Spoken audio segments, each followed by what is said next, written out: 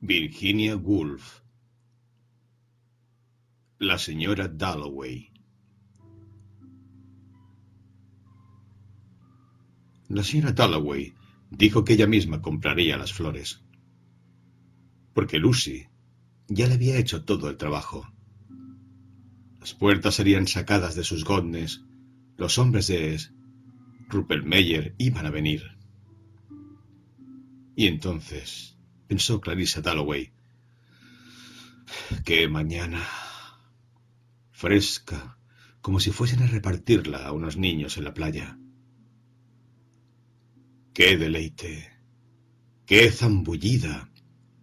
Porque eso era lo que siempre había sentido cuando, con un leve chirrido de goznes, que todavía ahora seguía oyendo, había abierto de golpe las puerta-ventanas y se había zambullido en el aire libre de Burton. ¡Qué fresco! ¡Qué tranquilo!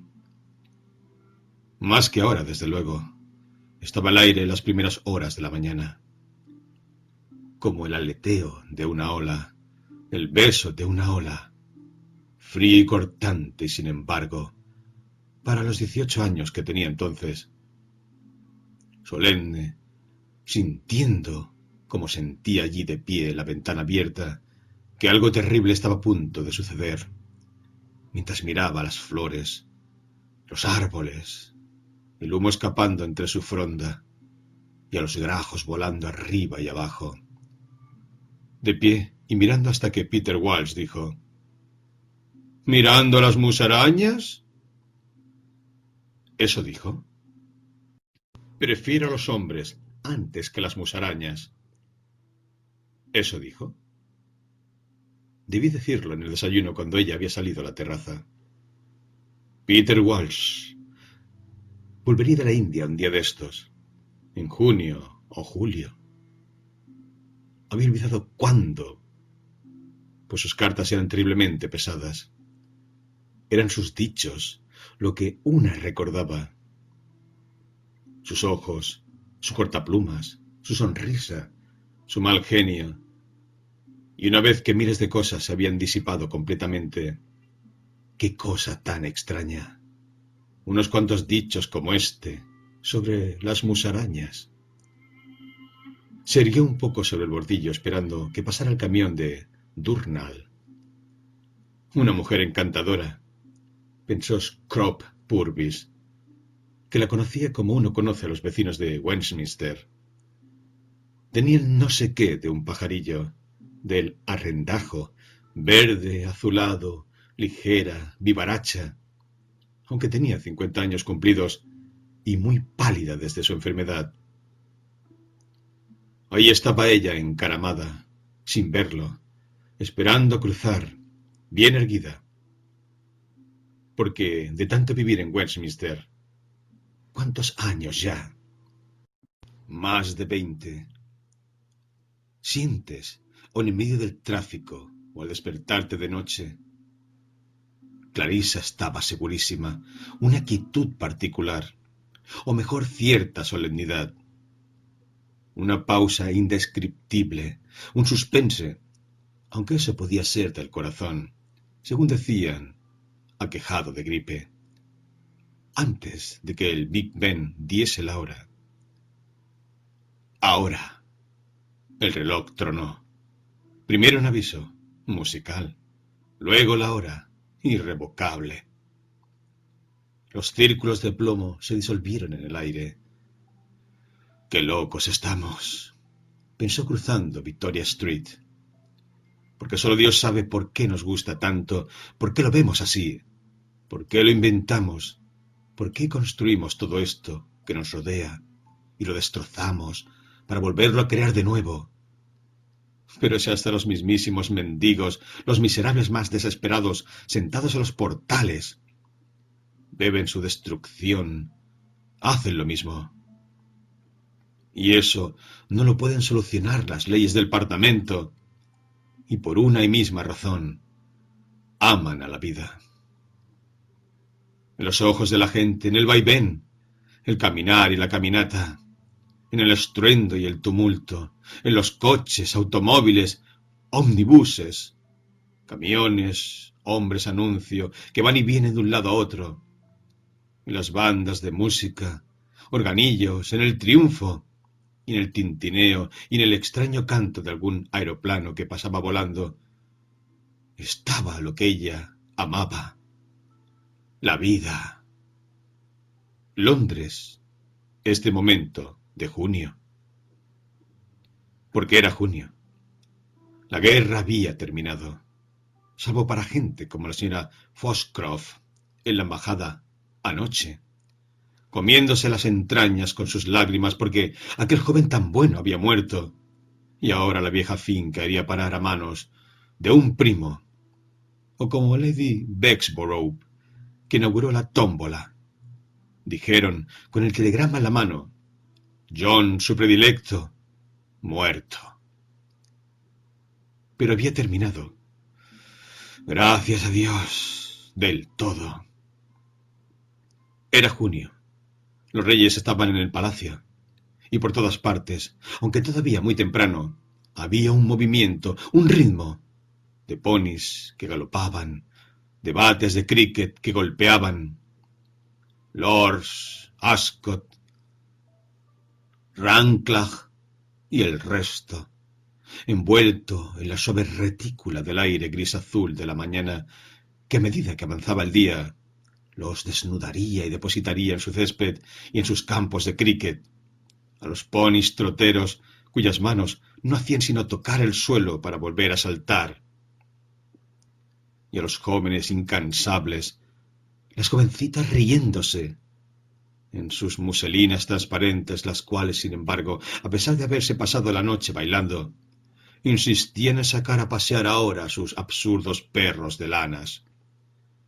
E incluso ahora, a estas horas, discretas y ancianas señoronas salían en sus automóviles a hacer misteriosos recados.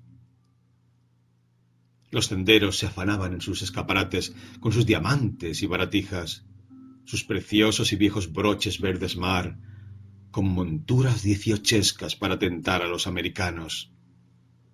Hay que ahorrar y no comprar cosas a la ligera para Elizabeth. Y también ella, que adoraba aquello con una pasión absurda y fiel, siendo parte de ello, pues su gente pertenecía a la corte allá en tiempos de los Jorges.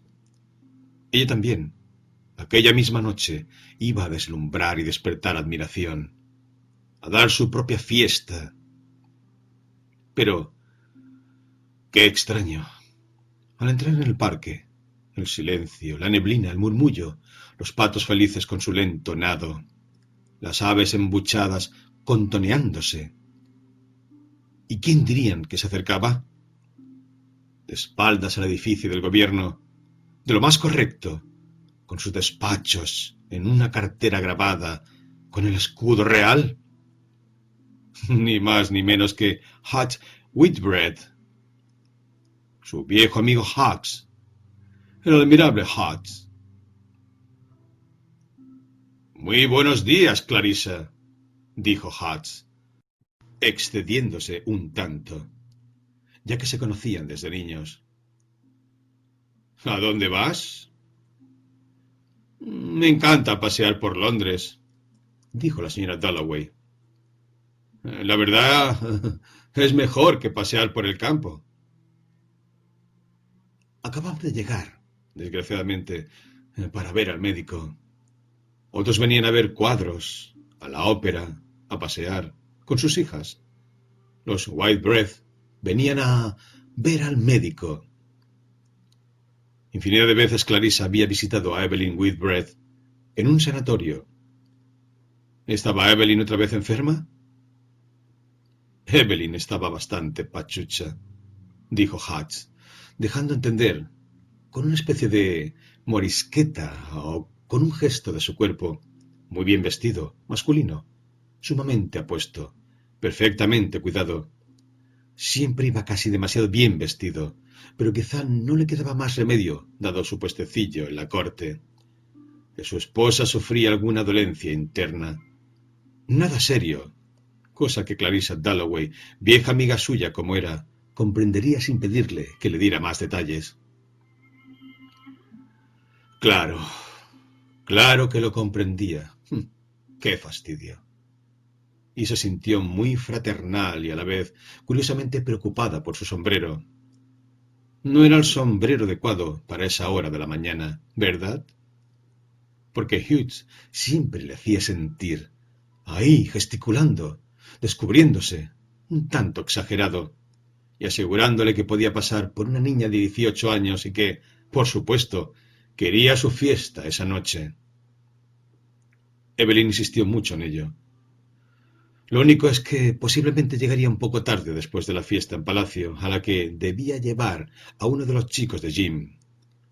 Siempre se sentía un poco insignificante al lado de Hutch, como una colegiala, pero con cierto apego hacia él, en parte por conocerlo desde siempre, pero también le resultaba buena persona a su manera, aunque a Richard le sacaba de quicio. Y en cuanto a Peter Walsh, nunca le había perdonado que le gustara. Se acordaba, uno por uno, de los escándalos que se armaron en Burton. Peter furioso. Hutch, desde luego, no tiene nada que ver con él, aunque tampoco era tan imbécil como Peter decía. No era un simple bodoque. Cuando su anciana madre le pedía que dejara la caza o que la llevara a Bath, lo hacía sin rechistar. La verdad es que no era nada egoísta. Y eso que, como Peter decía, no tenía corazón ni cerebro, nada más que los modales y la crianza de un caballero inglés. Esas eran cosas de su querido Peter en sus mejores momentos. Y es que llegaba a ponerse inaguantable. Llegaba a resultar insufrible. Pero una compañía adorable para dar un paseo en una mañana como esta. Junio les había sacado las hojas a todos los árboles. Las madres de Pimlico daban de mamar a sus críos. Los mensajes pasaban de la flota al almirantazgo. Parecía como si Arlington Street y Piccadilly caldearan el mismísimo aire del parque y elevaran sus hojas con calor, brillantez, en esas olas cuya divina vitalidad tanto le gustaba a Clarissa. Bailar, montar a caballo, le había encantado todo aquello. Porque bien podían llevar cientos de años sin verse. Ella y Peter, ella nunca le escribía, y las cartas de él eran más secas que palos. Y de repente se le ocurría, si estuviese conmigo ahora, ¿qué diría? Algunos días, algunas imágenes se lo devolvían a la memoria, serenamente, sin la amargura del pasado, lo cual quizá era la recompensa por haberse interesado por la gente. Volví a las imágenes en medio de St. James Park, una bella mañana. Por cierto que sí. Pero Peter, por muy bonito que fuera el día, y los árboles, la hierba y la niñita de rosa, Peter nunca veía nada de todo eso. Se ponía las gafas, si ella se lo pedía, y miraba. Era el estado del mundo lo que le interesaba. Wagner, la poesía de Pope, el carácter de la gente eternamente, y los defectos de su propia alma. Cómo la reñía, cómo discutían. Se casaría con un primer ministro y recibiría de pie en lo alto de una escalera. La llamaba la anfitriona perfecta. Por culpa de eso, había llorado en su dormitorio. Tenía madera de perfecta anfitriona, decía. Por eso, todavía hoy se encontraba en St. James Park, viendo los pros y los contra. Todavía hoy seguía preguntándose y diciéndose que había hecho bien. Y de hecho así era, en no casarse con él. Porque en el matrimonio debe haber cierta libertad, un poco de independencia entre personas que viven día a día en la misma casa. Richard se lo daba, y ella a él. ¿Dónde estaba él esta mañana, por ejemplo? En algún comité. Nunca le pedía explicaciones. Pero es que con Peter todo tenía que compartirse. Había que hablarlo todo. Y eso era intolerable. En cuanto a aquella escena en el jardín junto a la fuente, tuvo que cortar con él, o si no, se habrían destruido. Ambos habrían acabado arruinados. Estaba convencida. Así todo, durante años, como una saeta clavada en el corazón, había cargado con el dolor y la congoja. Y luego el horror del momento en que alguien le dijo en un concierto que se había casado con una mujer que había conocido en el barco de camino a la India. Nunca olvidaría todo aquello. Fría, desalmada, timorata, le decía. Nunca llegó a comprender qué andaba buscando. Pero parece que aquellas indias, sí bobas, monas, tontinas, delicadas. Y eso era derrochar su lástima. Sí, porque él era feliz, según le aseguraba, perfectamente feliz, aunque nunca hizo nada de lo que habían hablado. Su vida entera había sido un fracaso. El asunto todavía la enojaba. Había llegado a la verja del parque. Se paró un momento y miró los omnibuses en Piccadilly. No se atrevía a afirmar de nadie, ahora, que fuera esto o aquello. Se sentía muy joven, al tiempo que inefablemente avejentada. Penetraba en todas las cosas como un cuchillo, y a la vez se quedaba fuera, observando. Tenía un perpetuo sentir, al mirar los taxis, de estar fuera, lejos, muy lejos, mar adentro y sola. Siempre tuvo la impresión de que vivir era muy, muy peligroso, aunque solo fuese un día. Y no es que se creyese lista o muy fuera de lo normal. Cómo se las había arreglado en la vida, con las 4 cosillas que Frau Lane Daniels les había enseñado. No se lo explicaba. No sabía nada, ni idiomas, ni historia. Apenas si leía ya algún libro, salvo memorias en la cama. Y sin embargo a ella le resultaba absolutamente absorbente. Todo esto, los coches que pasan y que no se habría atrevido a afirmar de Peter, a afirmar de ella misma. Soy esto, soy aquello. Su único don era conocer a la gente casi por instinto, pensaba ella, reanudando su paseo. Si la metían en una habitación con alguien, al momento, como un gato arqueaba el lomo o ronroneaba.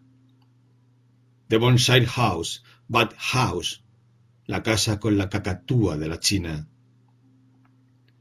En una ocasión las había visto todas iluminadas y recordaba a Silvia, Fred, Sally Seton, tal cantidad de gente y bailando toda la noche, y los vagones traqueteando de camino al mercado, y volver en coche a casa por el parque. Recordó cómo, en una ocasión, tiró un chelín al Serpentines, pero todo el mundo recordaba. Lo que a ella le encantaba era esto, aquí, ahora, frente a ella. La señora gorda en el coche. ¿Acaso importaba entonces? Se preguntaba, caminando hacia Bond Street. ¿Acaso importaba que tuviera que desaparecer completamente? Todo esto tenía que continuar sin ella. ¿Le dolía? ¿O es que no resultaba un consuelo creer que la muerte era el fin absoluto? Pero, de alguna manera, en las calles de Londres, en la corriente y la marea de las cosas, aquí, allí, ella sobrevivía. Peter sobrevivía. Vivían el uno en el otro. Y ella formaba parte, estaba segurísima, de los árboles de su casa, de aquella casa de ahí enfrente, fea, cayéndose a pedazos. Formaba parte de gente a la que nunca había conocido. Yacía como una bruma entre la gente que mejor conocía. Quienes la elevaban entre sus ramas, como ella había visto que los árboles levantan la bruma. Pero se extendía tanto, tan lejos, su vida, ella misma. Pero, ¿qué andaba soñando cuando se fijó en el escaparate de Hatchard's? ¿Qué es lo que trataba de recuperar? ¡Qué imagen de un amanecer en el campo mientras leía en el libro abierto! No temas más al ardor del sol, ni a las airadas furias del invierno. Esta edad tardía en la experiencia del mundo había criado en todos ellos, hombres y mujeres, un pozo de lágrimas. Lágrimas y desconsuelos, valor y resistencia, un aguante perfectamente recto y estoico. Piensa, por ejemplo, en la mujer que más admiraba, Lady Bexborough, abriendo la tómbola. Ahí estaban los Plathersresi, paseos por Horrock. Ahí estaban esponja enjabonada, las memorias de la señora Asquith y caza mayor en Nigeria, todos ellos abiertos en el escaparate. Tantos libros que había, pero ninguno que pareciera del todo adecuado para llevárselo al sanatorio a Evelyn Whitbread. Nada que le sirviera de distracción y consiguiera que el aspecto de aquella mujer menuda, indescriptiblemente enjuta, pareciera por un momento, al entrar Clarissa, cordial. Antes de empezar la acostumbrada e interminable charla de dolencias femeninas, cuánto lo necesitaba. Que la gente se mostrara contenta al entrar ella, pensó Clarissa. Se volvió camino de nuevo hacia Bond Street. Molesta, porque era estúpido tener otras razones para hacer las cosas. Hubiera preferido ser una de esas personas como Rachel, que hacía las cosas por sí mismas, mientras que ella, pensó, esperando a cruzar, la mitad de las veces no hacía las cosas así, simplemente por sí mismas, más bien para que la gente pensara esto o aquello, una perfecta idiotez, lo sabía. Ahora el policía levantaba la mano, porque nunca nadie se creía el cuento ni por un instante. Ay, si hubiese podido volver a vivir, pensó, bajando de la acera. Si hubiese podido incluso tener otro físico.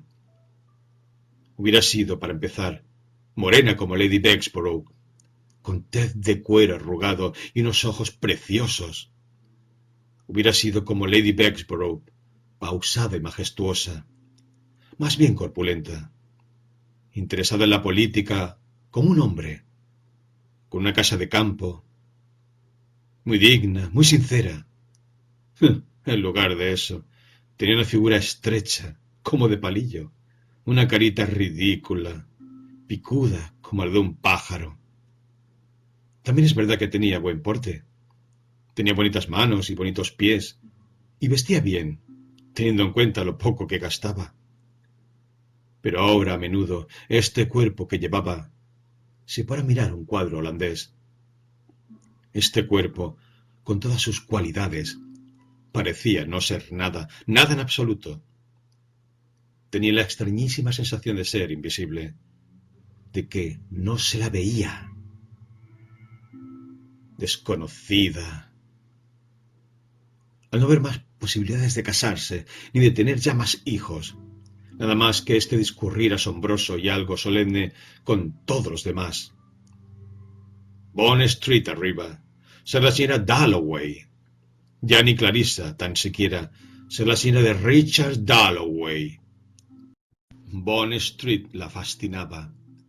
Bond Street muy de mañana en plena temporada.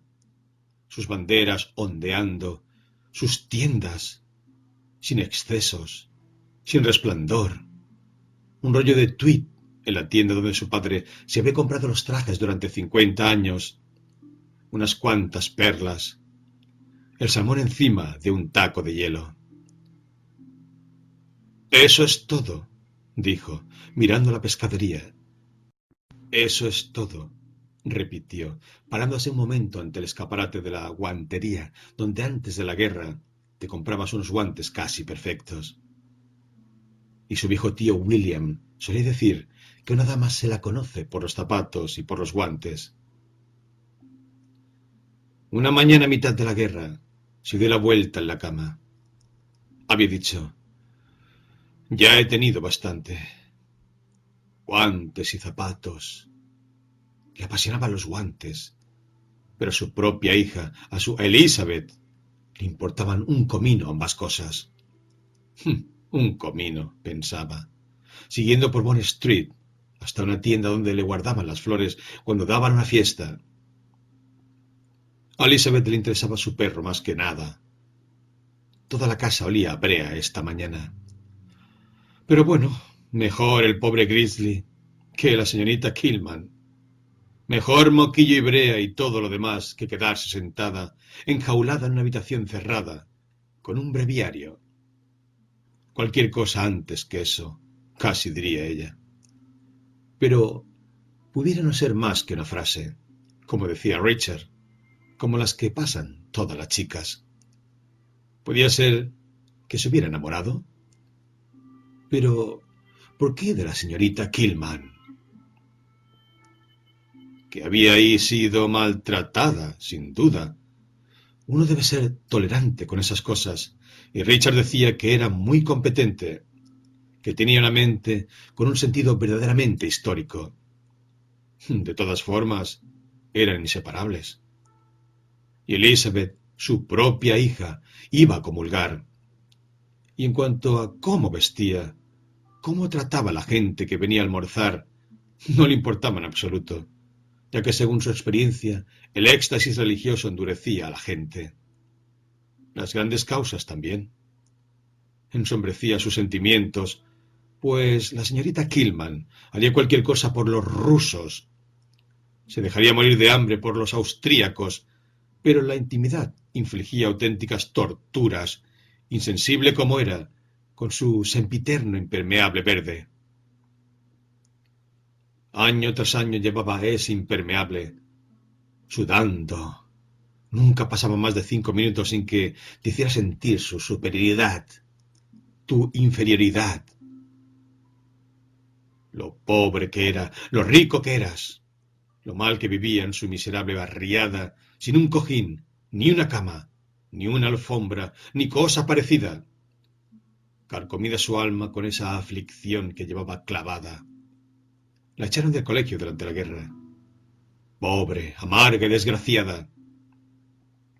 Porque no era ella lo que uno odiaba, sino la idea de ella, que sin duda englobaba cosas que le eran ajenas a la señorita Killman. Se había convertido en uno de esos espectros contra los que uno lucha por la noche. Uno de esos espectros que se yerguen ante nosotros y que nos chupan la sangre de media vida. Dominadores y tiranos, pues sin duda, con otro lance de la fortuna, si los negros hubiesen tenido la supremacía y no los blancos. Hubiera querido a la señorita Killman, pero no en esta vida. No. Le molestaba, sin embargo, llevar a este monstruo brutal resolviéndose en su interior.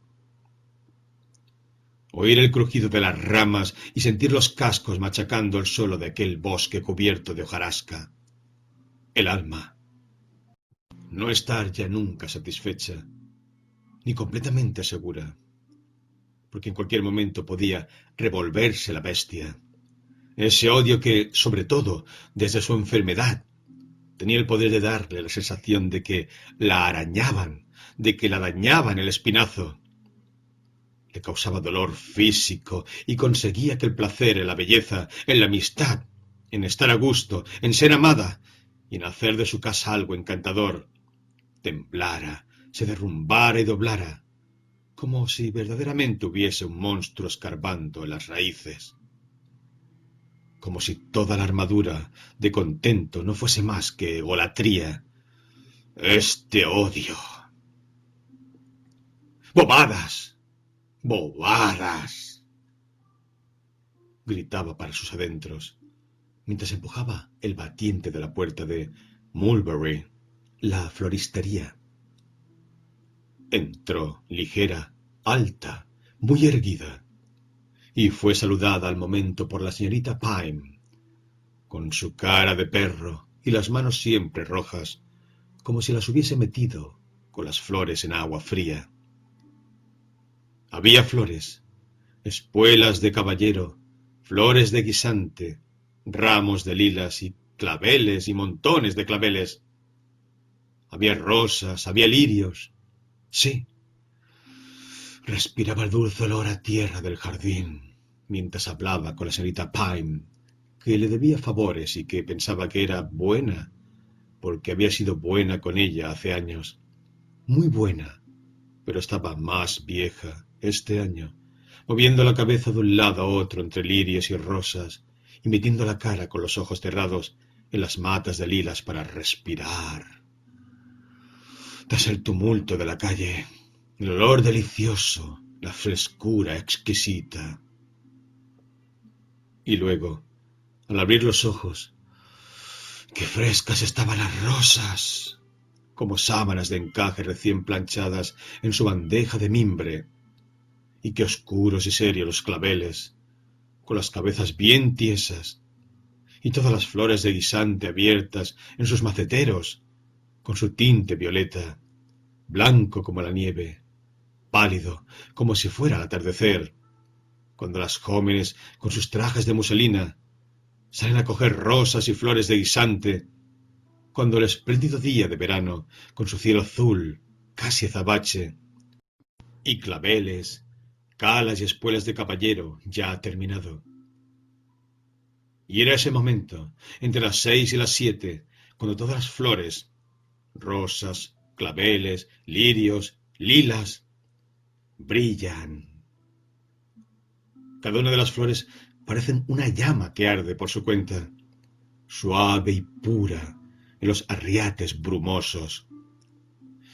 Y cómo le gustaba la polilla blanco-gris que en remolinos rondaban los heliótropos, las prímulas de la noche. Y así, mientras iba recorriendo los jarrones con la señorita Pine, eligiendo bobadas, ¡bobadas!, se decía, cada vez más suavemente, como si esta belleza, esta fragancia, este colorido y el hecho de que la señorita Pine la quisiera, confiara en ella, fuera una ola que dejaba que le invadiera para así dominar aquel odio, aquel monstruo, para dominarlo todo. Y cuando la ola la estaba elevando más y más, ¡ay! Sonó un disparo en la calle.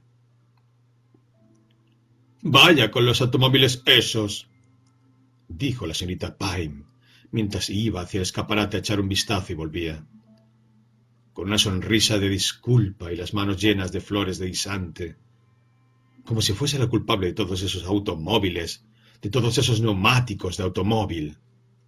La violenta explosión que sobresaltó a la señora Dalloway y que hizo que la señorita Pine se dirigiera al escaparate y se disculpase, venía de un automóvil que se había detenido junto a la acera, precisamente frente al escaparate de Mulberry. Los transeúntes que, cómo no, se pararon a mirar apenas tuvieron tiempo de ver un rostro de máxima trascendencia sobre la tapicería gris claro, antes de que una mano masculina corriera a la cortina, y ya no se vio nada sino un rectángulo color gris claro.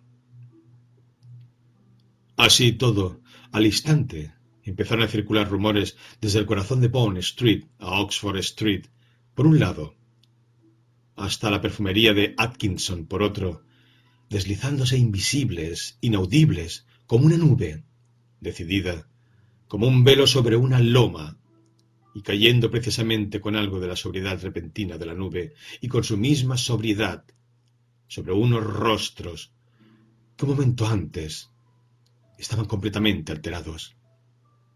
Pero ahora el misterio les habrá rozado con su ala, habrán oído la voz de la autoridad. El espíritu de la religión flotaba en el aire, con los ojos vendados y los labios abiertos. Pero nadie sabía qué rostro era el que habían visto. ¿Era el del príncipe de Gales? ¿El de la reina? ¿El del primer ministro? ¿De quién era ese rostro? Nadie lo sabía. Edgar J. Watkins, con su tubería de plomo arrollada al brazo, dijo con claridad y burlonamente, por cierto: «El coche del primer ministro. Séptimo Warren Smith, incapaz de cruzar, lo oyó. Septimus Warren Smith, unos 30 años, tez pálida, nariz picuda, con sus zapatos marrones y su abrigo raído y sus ojos castaños temerosos que provocaban temor a su vez en los ojos de los desconocidos. El mundo ha levantado su látigo. ¿Dónde restallará? Todo había llegado a un punto muerto. Las vibraciones de los motores sonaban como un latido irregular que recorre un cuerpo de arriba a abajo. El sol se volvió extraordinariamente caliente porque el automóvil se había detenido ante el escaparate de Marlbury. Las ancianas en la planta superior de los omnibuses abrían sus negras sombrillas. Y aquí y allá, una sombrilla verde o roja se abría con su chasquido. La señora Dalloway, acercándose al escaparate con los brazos llenos de flores de guisante, asomó su menuda cara rosada con un gesto indagador. Todos miraban el automóvil. Septimus miraba. Unos chicos en bicicleta desmontaron de un salto. El tráfico se detuvo.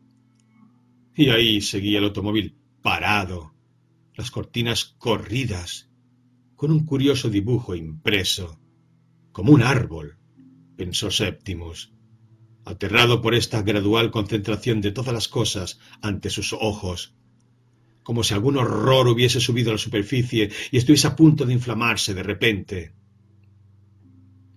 El mundo vibraba, temblaba y amenazaba con estallar en llamas. ¿Soy yo el que está impidiendo el paso?, pensó. ¿Acaso no le miraban y señalaban? ¿Acaso no estaba lastrado ahí, clavado en la acera, por algún motivo? Pero, ¿por qué? Vamos, Septimus, sigamos, dijo su mujer, una mujer menuda, de grandes ojos, en un rostro estrecho y anguloso, una chica italiana.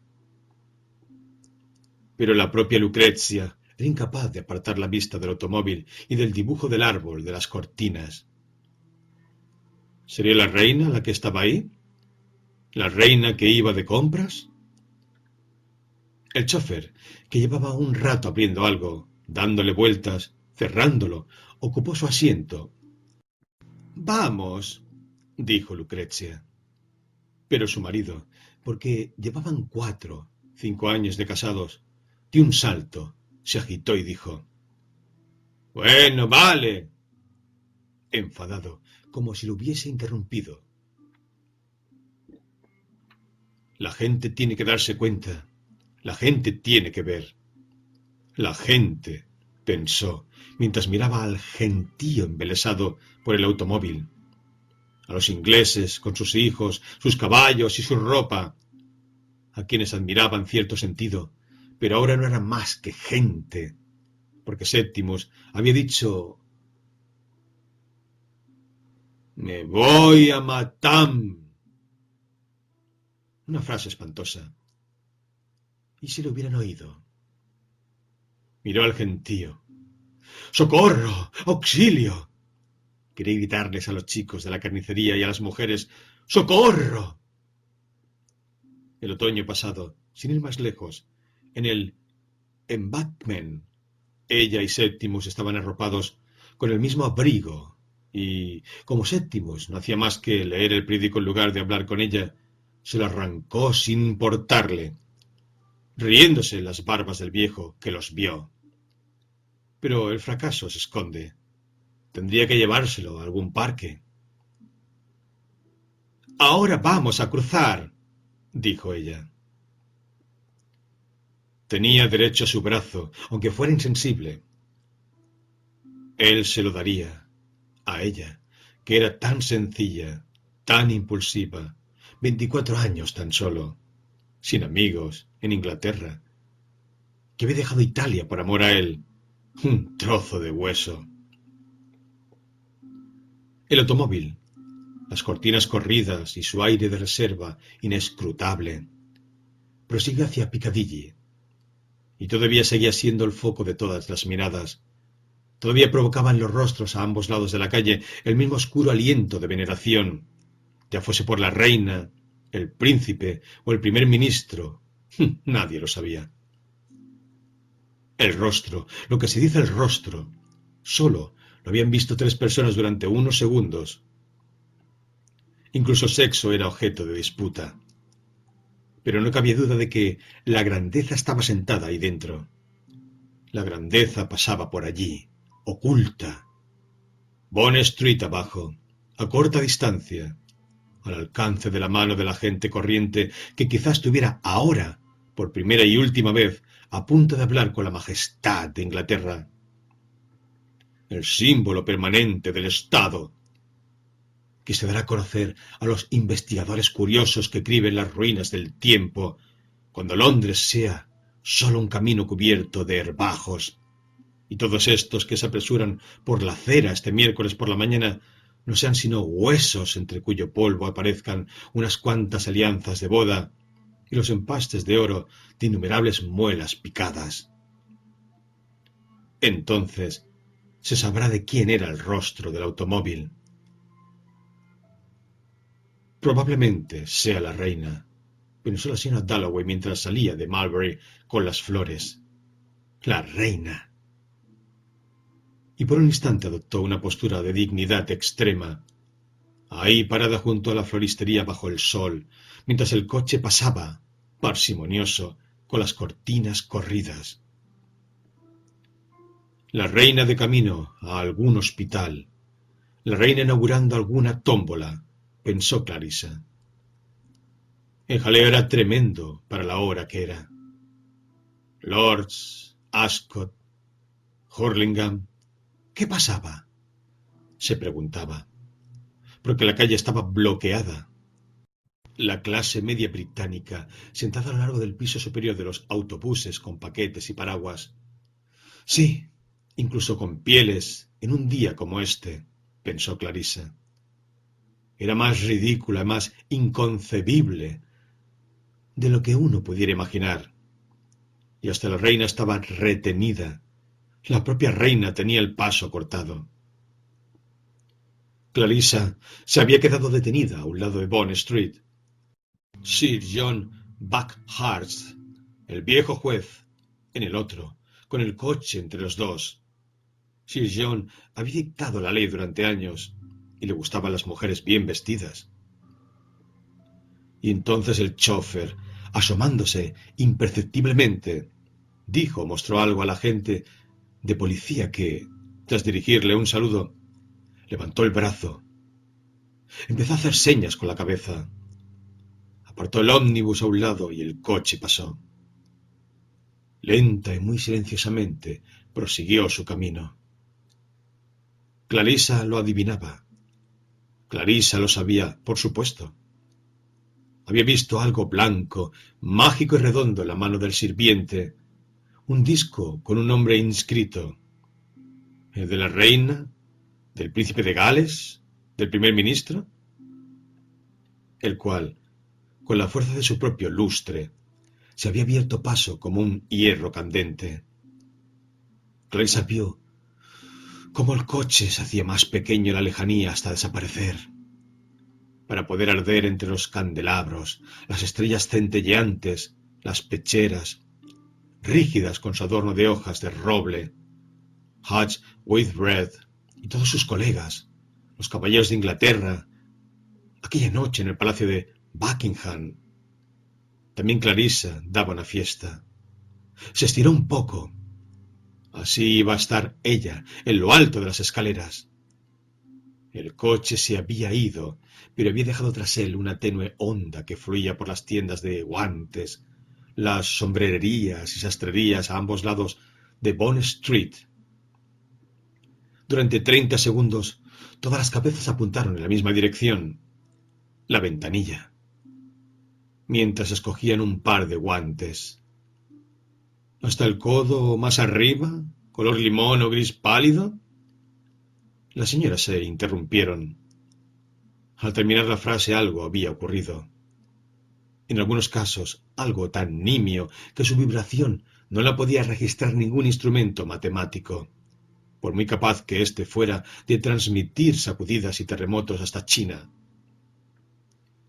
Y eso que era impresionantemente rotundo, y a la vez emotivo, por cuanto que su efecto se dejaba sentir en todo el mundo, porque en todas las sombrererías y sastrerías los clientes, extraños entre sí, se miraron y pensaron en los muertos, en la bandera, en el imperio. En la taberna de una callejuela, un alguien de las colonias profirió insultos contra la casa de Windsor, lo cual derribó en improperios, jarras de cerveza rotas y una algarabía general que, singularmente, resonó como un eco al otro lado de la calle, hasta llegar a los oídos de las chicas que estaban comprando lencería blanca, de lazos de seda pura para sus bodas, porque la agitación superficial que el coche provocaba a su paso tocaba y rasgaba algo muy profundo. Deslizándose por Piccadilly, el coche dobló por St. James Street. Unos hombres altos, de físico robusto, hombres trajeados con sus chaqués y levitas, sus pañuelos blancos y pelo peinado hacia atrás, que por razones difíciles de dilucidar estaban de pie en el mirador de White, las manos tras la cola del chaqué, vigilando, percibieron instintivamente que la grandeza pasaba ante ellos, y la pálida luz de la presencia inmortal descendió sobre ellos, como había descendido sobre Clarissa Dalloway. Inmediatamente se irguieron más, si cabe, retiraron sus manos de la espalda, y parecía que estuviesen en disposición de acatar las órdenes de su soberano, hasta la misma boca del cañón, si fuera necesario, igual que sus antepasados lo hicieran en otros tiempos. Parecía que los bustos blancos y las mesitas, en segundo plano, con algunas botellas de soda encima y cubiertas de ejemplares del Tatler, asentían. Parecía que señalaban la abundancia de trigo y las casas de campo de Inglaterra, y que devolvían el tenue murmullo de las ruedas de coche, como los muros de una galería humilde devuelven el eco de un susurro convertido en voz sonora debido a la fuerza de toda una catedral. Moll Pratt, arropada en su chal y con sus flores sobre la acera, le deseó todo lo mejor al buen muchacho. Seguro que era el príncipe de Gales, y hubiera lanzado al aire el precio de una jarra de cerveza, un ramo de rosas, en medio de St. James Street, de tan alborozada que se sentía, indiferente a la pobreza, de no ser por el oficial de policía que le tenía echado el ojo, frustrando así la lealtad de una vieja mujer irlandesa. Los centinelas en St. James hicieron el saludo. El policía de la reina Alejandra asintió. Entretanto, un pequeño grupo se había formado ante las puertas del palacio de Buckingham. Inquietos pero confiados, pobre gente todos ellos, esperaban. Miraban el palacio, donde la bandera ondeaba. Miraban a Victoria, henchida sobre su montículo. Admiraban sus gradas de agua en movimiento, sus geranios. Escogían y señalaban entre los automóviles del Mall, primero este, luego aquel, y se emocionaban así, en vano, con plebeyos que habían salido a pasear en coche. Recordaban su tributo y lo guardaban mientras pasaba este coche y luego aquel. Y todo ese rato dejaban que se acumulase el rumor en sus venas y que vibrase los nervios en sus muslos al pensar en la realeza, dedicándoles una mirada. La reina inclinándose, el príncipe saludando. Al pensar en la vida maravillosa conferida a los reyes por gracia divina, en las caballerizas y las excelsas reverencias, en la vieja casa de muñecas de la reina, en la princesa María casada con un inglés, y el príncipe. ¡Ah! El príncipe. Se parecía extraordinariamente, según decían, al viejo rey Eduardo, pero era muchísimo más delgado. El príncipe vivía en St. James, pero acaso visitara a su madre alguna mañana. Así decía Sarah Beckley, con su bebé en brazos, golpeando el suelo con el pie, como si estuviese junto a su chimenea en Pimlico, pero sin perder de vista el Mall, al tiempo que Emily Coates recorría con la mirada las ventanas del palacio, pensando en las doncellas, las innumerables doncellas, los dormitorios, los innumerables dormitorios. Un señor mayor con un terrier de Aberdeen y varios hombres ociosos se unieron al grupo cada vez más grande. El pequeño señor Bowley, que alquilaba habitaciones en el Albany y que estaba sellado a la cera en cuanto a los profundos orígenes de la vida, aunque ese sello pudiera romperse de manera repentina, inoportuna, sentimental, con ese tipo de cosas. Pobres mujeres esperando que pase la reina. Pobres mujeres, niñitos bellos, huérfanos, viudas, la guerra. ¡Shh! El pequeño señor Bowley estaba llorando. Una brisa presumida calentaba los finos árboles del Mall. Los héroes de bronce. Daba vida a una bandera en el británico pecho del señor Bowley, que se quitó el sombrero al paso del coche entrando por el Mall y lo mantuvo en alto mientras el coche se acercaba, dejando que las madres de Pimlico se apretujaran contra él, bien erguido. El coche se acercó. De repente, la señora Coates miró al cielo. El ruido de un avión penetró ominosamente los oídos de la multitud. Ahí estaba, volando por encima de los árboles, dejando una estela de humo blanco que formaba rizos y tirabuzones, escribiendo algo, de verdad, haciendo letras en el cielo. Todos miraron. El avión se dejó caer y volvió a subir en picado. Hizo un lazo, siguió adelante, cayó, se elevó, dejando a su paso una espesa chorrera de humo blanco que caracoleaba y formaba curvas en el cielo, deletreando algo. Pero, ¿qué letras eran? A, C, una E, luego una L. Por un solo instante permanecieron quietas, luego se fueron alterando, fundiendo y borrando en el cielo, tras lo cual el avión se alejó y empezó de nuevo, en otro trozo de cielo, a escribir una K, una E y acaso una Y. Blackso, dijo la señora Coates, con voz tensa y asombrada, fija su mirada en el cielo, y el niño, blanco y tieso en sus brazos, también miró. Grimo, murmuró la señora Bexley, como sonámbula, con el sombrero en la mano, completamente inmóvil. El señor Bowley miraba fijamente al cielo. A lo largo de todo el Mall, la gente miraba al cielo. Mientras miraban, el mundo entero se volvió perfectamente silencioso, y una bandada de gaviotas cruzó el cielo, acaudillada por una gaviota y luego por otra. Y en este silencio extraordinario, en esta paz, en esta palidez, en esta pureza, las campanas doblaron 11 veces, alejando ese sonido con las gaviotas. El avión giró, siguió en línea recta y picó exactamente donde le parecía. Ágil, libre, como un patinador. Eso es una E, dijo la señora Beckley. O como un bailarín. Es Toffee, murmuró el señor Bowley. En estas entró el coche por las puertas del palacio sin que nadie se fijara en él, interrumpiendo la emisión de humo. El avión se alejó más y más, y el humo se iba dispersando y adhiriendo a las amplias formas blancas de las nubes.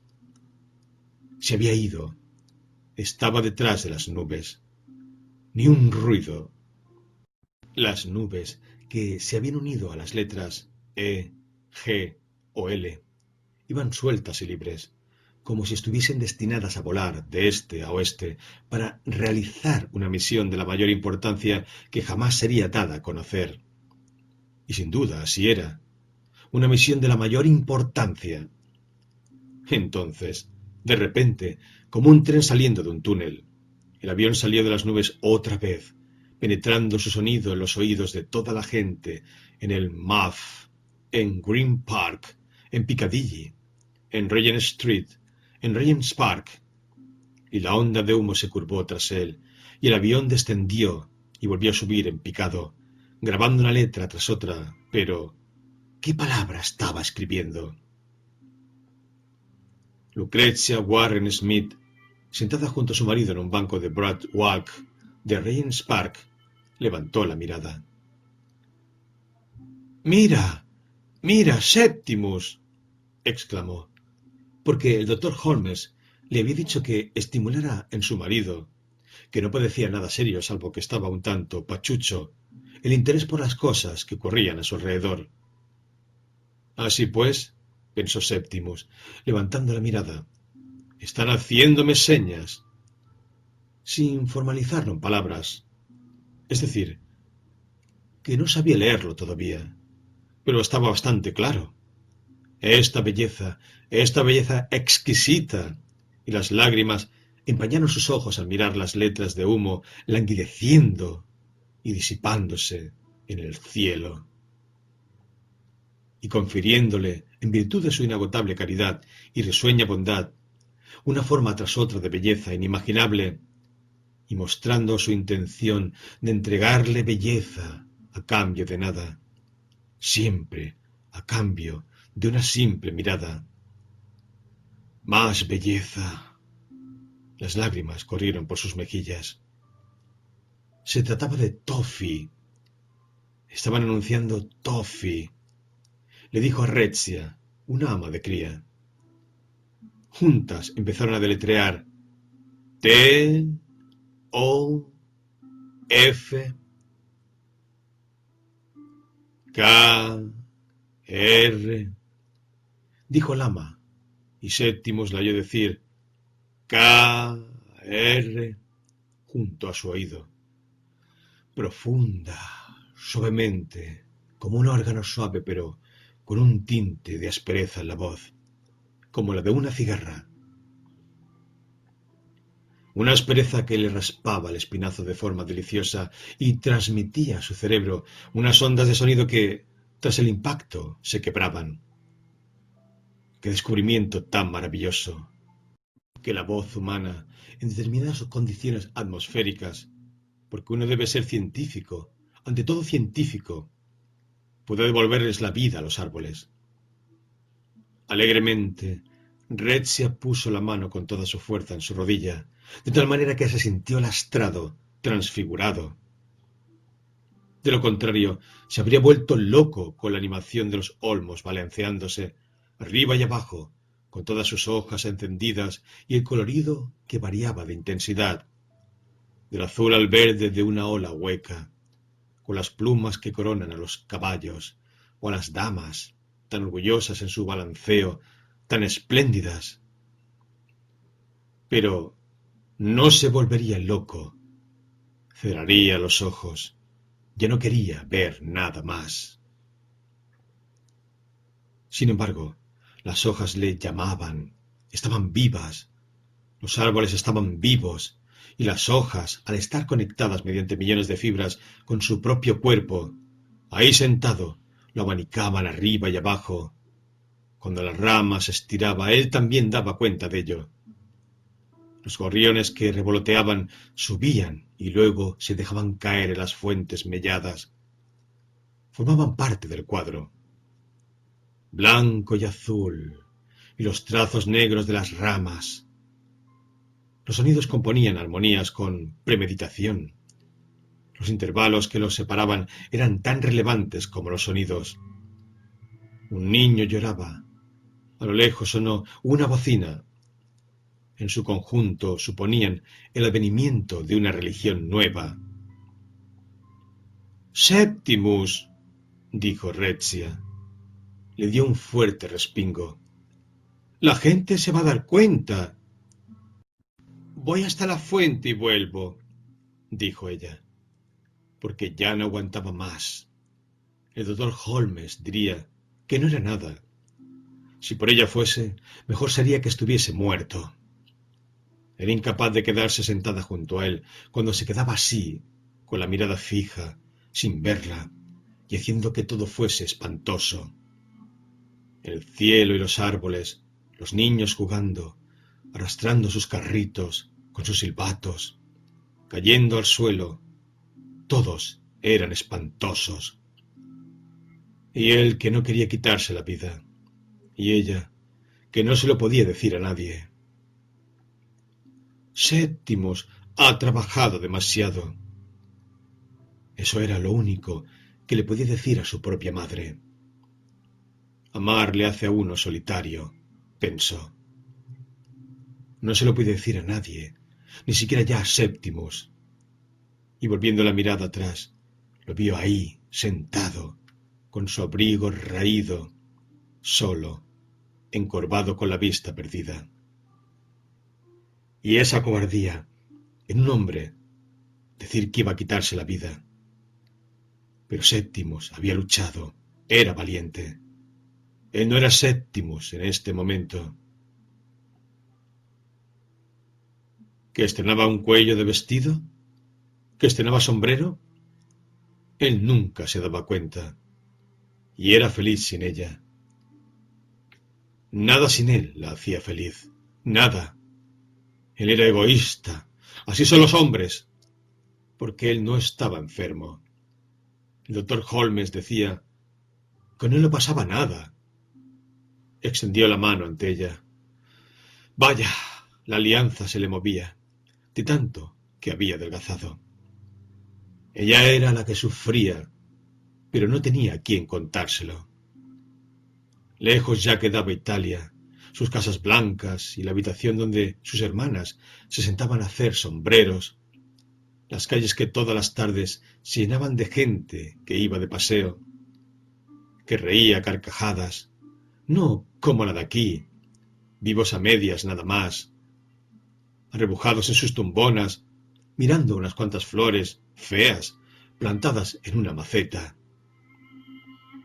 Porque deberías ver los jardines de Milán, dijo en voz alta, pero ¿a quién se lo decía? No había nadie. Sus palabras se desvanecieron, como se desvanece un cohete. Sus chispas, tras abrirse camino en la noche, se rinden ante ella. La oscuridad desciende, se vierte sobre el contorno de las casas y las torres. Las colinas áridas se suavizan y precisan sus contornos. Pero aunque se han ido, la noche está repleta de ellas, desprovistas de color, carentes de ventanas. Existen más ponderadamente. Entregan lo que la franca luz del día no consigue transmitir. El desasosiego y el suspenso de las cosas agrupadas ahí en las tinieblas, agrupadas unas contra otras en las tinieblas, desprovistas del alivio que el alba aporta cuando, lavando las paredes blancas y grises, tocando todos y cada uno de los cristales de las ventanas, levantando la bruma de los campos, dejando a la vista las vacas pardo rojizas que pastan apaciblemente, todo ello vuelve una vez más a agredir a la vista. Vuelve a existir. Estoy sola. Estoy sola, gritó, junto a la fuente de Regent's Park, la mirada fija en el indio con su cruz, porque quizá a medianoche, al borrarse todos los límites, el país vuelve a su aspecto primigénico, tal y como lo vieron los romanos, nuboso, como cuando desembarcaron, que ni las colinas tenían nombre ni conocían el curso de los ríos. Esa era su oscuridad. Y de repente, como si hubiese surgido una plataforma, y ella estuviese montada encima, dijo que era su esposa, casada desde hacía años en Milán, su esposa, y nunca, jamás diría que estaba loco.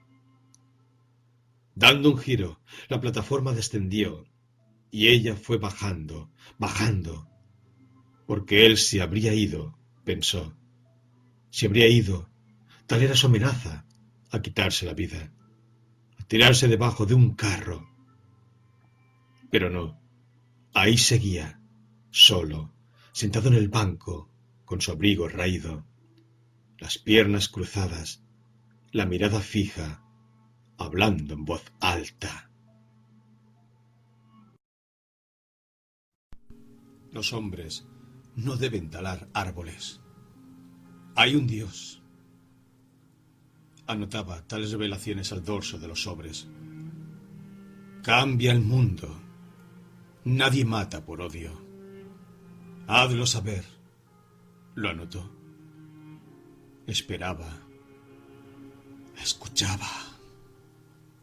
Un gorrión, encaramado en la barandilla de enfrente, canturreó. ¡Septimus! ¡Septimus! 4 o 5 veces. Y siguió cantando, sacando una a una las notas, cantando con voz nueva y también penetrante, con palabras griegas. ¿Cómo no existía el crimen? Y, acompañado por otro gorrión, desde los árboles de la pradera de la vida, al otro lado del río donde los muertos caminan, que no había muerte. Ahí estaba su mano. Allí, los muertos.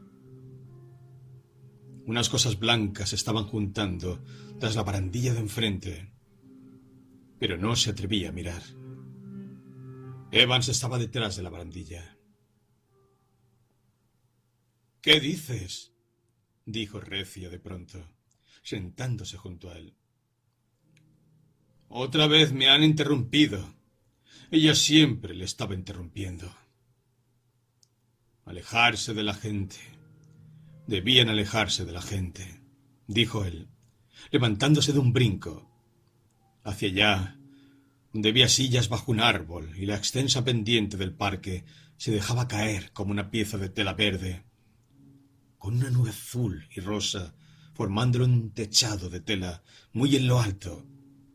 Y también había una muralla de casas lejanas, irregulares, arropadas en la neblina. El tráfico murmuraba en círculos, y a la derecha, unos animales de color pardo asomaban sus largos cuellos por encima de las empalizadas del zoo, ladrando, aullando. Ahí se sentaron, bajo un árbol. «Mira», le imploró ella, señalando una pequeña pandilla de muchachos con palos de cricket. Uno de ellos iba arrastrando los pies. Se volteaba como una peonza y volvía a arrastrar los pies como un payaso de music hall. «Mira», le imploró, porque el doctor Holmes le había dicho que le hiciera fijarse en las cosas reales, ir a algún music hall, jugar al cricket. Ese era el juego ideal, dijo el doctor Holmes. Un buen juego al aire libre, el juego ideal para su marido. «Mira», repitió. Mira, lo invisible le llamaba, la voz que ahora le comunicaba a él, que era el más grande de la humanidad. Septimus, recientemente llevado de la vida a la muerte, el señor que había venido a renovar la sociedad, que yacía como una colcha, como una manta de nieve tocada solo por el sol, sin gastar, en constante sufrimiento, el chivo expiatorio, el eterno sufridor. Pero él no lo quería. Gimió, apartando con un gesto de la mano ese sufrimiento eterno, esa eterna soledad. «Mira», repitió ella, porque él no debía hablar solo estando en la calle. «¡Ay! ¡Mira!», le imploró. Pero, ¿qué había que mirar? Unos cuantos corderos, nada más. ¿Dónde queda la estación de metro de Regent's Park? ¿Podrían indicarle el camino al metro de Regent's Park? Inquirió Maisie Johnson. Había vuelto de Edimburgo hacía tan solo unos días. «¡Por aquí no! ¡Por allá!», exclamó recia, indicándole que se echara a un lado por temor a que viera a Séptimos. Los dos tenían una pinta rara, pensó Maisie Johnson. Todo parecía muy raro. Recién llegado a Londres a trabajar con un tío suyo que le había dado un empleo en Leadenhall Street y de paseo ahora por Regent's Park. Aquella pareja sentada en esas sillas le dio un buen susto. La mujer, con aire de extranjera, y el hombre con esa pinta tan rara. Cuando fuera vieja, lo seguiría recordando, y entre sus recuerdos chocaría este paseo por Regent's Park, una preciosa mañana de verano, hace 50 años. Porque solo tenía 19 años, y por fin había conseguido lo que quería: venir a Londres. Y qué raro era ahora todo. Esta pareja a la que le había preguntado el camino. Y la chica se había asustado y había hecho un gesto raro con la mano. Y el hombre, él sí que parecía rarísimo, discutiendo, quizás separándose para siempre. Quizás algo pasaba, estaba segura. Y ahora toda esa gente había vuelto al Broad Walk. Los estanques de piedra y las flores tímidas, los viejos y las viejas, inválidos la mayoría en sillas de ruedas, parecían, después de Edimburgo, tan raros. Y Maisie Johnson, al unirse a ese grupo que caminaba sin rumbo, que observaba distraídamente, con el viento en la cara, a las ardillas acicalándose en las ramas, a los gorriones buscando migajas de pan, a los perros en las verjas, ocupados unos con otros, al aire libre y cálido que daba un punto de dulzura y de capricho a esa mirada fija y neutra con la que abordaban la vida. Maisie Johnson sintió, sin duda, que tenía que gritar «¡Oh!», porque aquel joven, allí sentado, la había impresionado. Algo pasaba, lo sabía. «¡Horror! ¡Horror!», quiso gritar. Se había alejado de los suyos, le habían advertido de lo que pasaría. «¿Por qué no se había quedado en casa?», gritó, aferrándose al pomo de la barandilla de hierro. Esa chica, pensó la señora Dempster, que guardaba restos de pan para las ardillas y que a menudo se llevaba el almuerzo a Regent's Park. Todavía no tiene ni idea de nada. Y con todo, le parecía mejor ser un poco robusta, un poco desaliñada, un poco moderada en sus pretensiones. Percy bebía. Bueno, mejor tener un hijo, pensó la señora Dempster. Lo había pasado mal y no podía evitar sonreírse ante una chica así. Te casarás porque eres lo suficientemente guapa, pensó la señora Dempster. Cásate, pensó, y así aprenderás. Sí, claro, lo de guisar y eso. Cada hombre es como es. Pero quién sabe si hubiese tomado la misma decisión de haberlo sabido, pensó la señora Dempster, que no pudo evitar el deseo de susurrarle unas palabras a Maisie Johnson. Sentir sobre la arrugada piel de su rostro el beso de la compasión. «Porque ha sido una vida dura», pensó la señora Dempster. ¿Qué es lo que no le había entregado a la vida? Rosas, buen tipo, y también sus pies. Ocultó sus pies deformes y bulbosos bajo la falda. Rosas, pensó sarcásticamente. Tonterías, cariño, porque de verdad, con el comer, el beber y la vida en común, los buenos tiempos y los malos, la vida no había sido un lecho de rosas. Es más, excuso decirles. Carrie Dempster no estaba dispuesta a cambiar su suerte por la de una mujer de Kentish Town, cualquiera que fuese. Pero piedad, imploraba. Piedad por la pérdida de las rosas. Piedad es lo que pedía Maisie Johnson, en pie junto a los arriates de jacintos. Pero, ¡ay! Ese aeroplano. ¿Acaso la señora Dempster no había deseado siempre viajar al extranjero? Tenía un sobrino, misionero. Subió en picado. Siempre se hacía la mar en Margate, aunque sin perder de vista la costa. Pero no soportaba a las mujeres que le tenían miedo al agua. Viró y fundió en picado. Tenía el estómago en la boca. Arriba otra vez. Dentro va un buen chico, apostó la señora Dempster, y el avión se alejó más y más, desvaneciéndose, deprisa, como una bala. Elevándose sobre Greenwich con todos sus mástiles, pasando por encima del islote de iglesias grises, St. Paul y los demás, hasta que uno y otro lado de Londres se extendieron campos y pardos bosques donde los atrevidos tordos, de rápida mirada, saltaban audazmente para atrapar al caracol y golpearlo contra una piedra, 1, 2, 3 veces.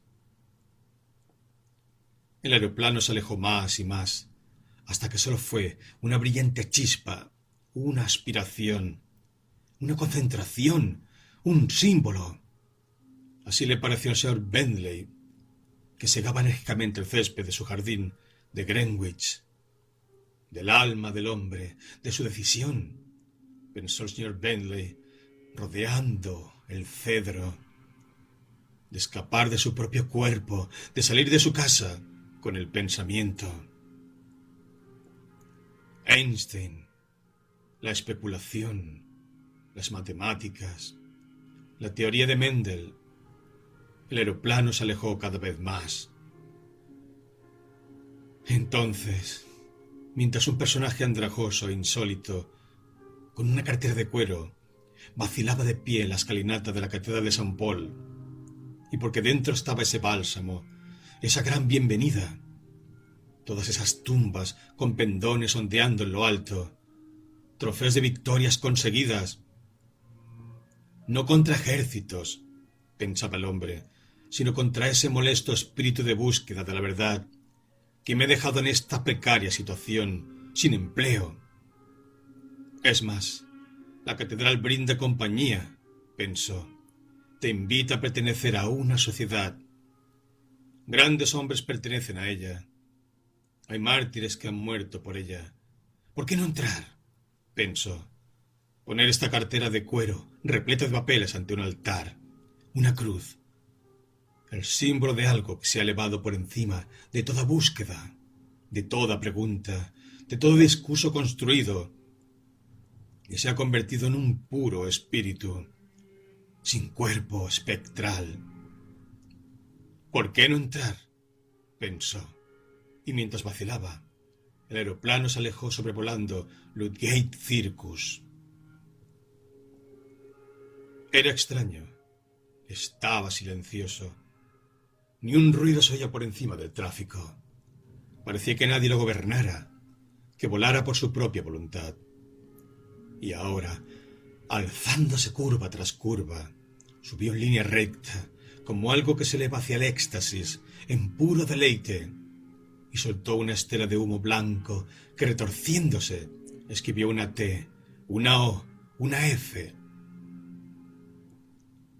¿Qué miran?, dijo Clarissa Dalloway a la doncella que le abrió la puerta. El vestíbulo de la casa estaba fresco, como una cripta.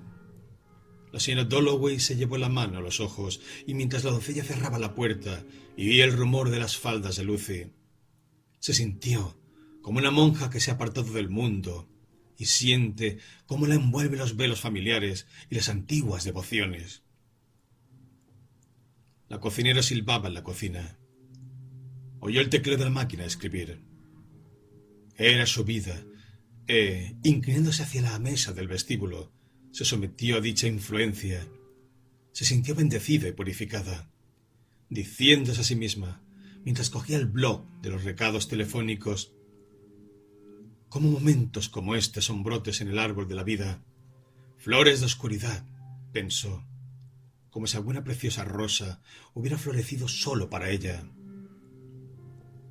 Nunca creyó en Dios, y con tanto más motivo, pensó, cogiendo el blog, una debe pagar por ello en la vida diaria al personal de servicio.